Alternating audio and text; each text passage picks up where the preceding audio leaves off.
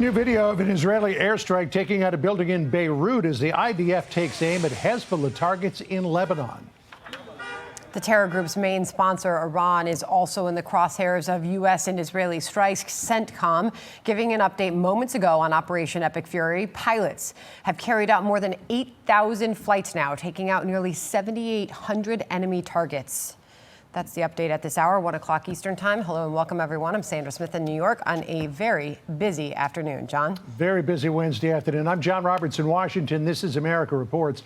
Israel's military says it has killed Iran's intelligence minister in an airstrike, making it the third senior Iranian leader to be eliminated so far this week. So, John, right now, President Trump is on the way, as you just saw moments ago, to Dover Air Force Base in Delaware to attend the dignified transfer of 6 American service members who were killed in the crash of a refueling aircraft over Iraq. Our chief foreign affairs correspondent, Trey Yingst, live in Tel Aviv for us. Trey?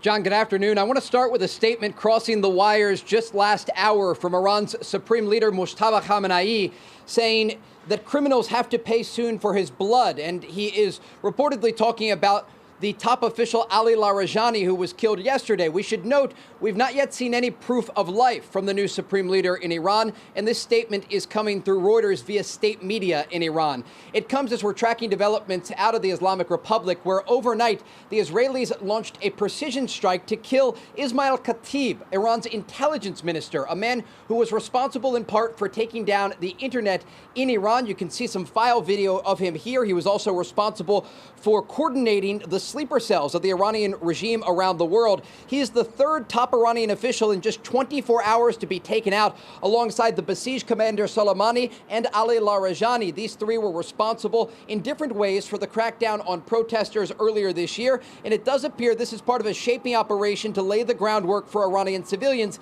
if they decide to take to the streets of their country once again.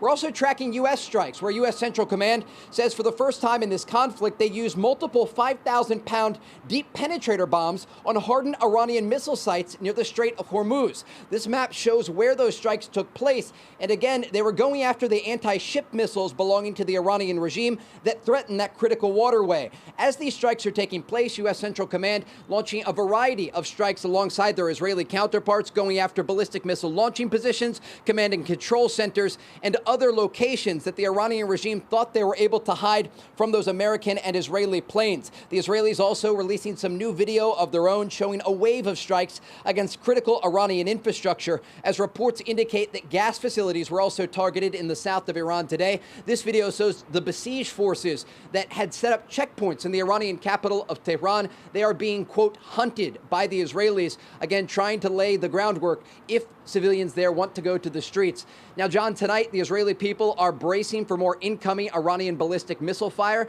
The regime continues to launch cluster munitions at this country, overnight killing at least 2 people. John?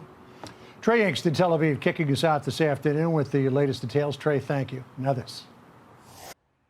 Be sure to like and subscribe for all the Fox News latest on YouTube, and catch full shows streaming now on Fox One.